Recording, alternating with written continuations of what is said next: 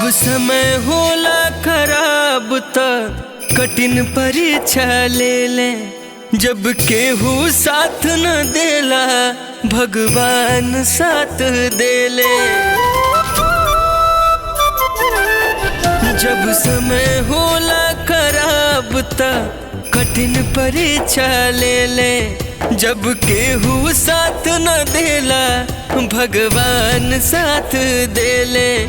जब केहू साथ न देला भगवान साथ देले।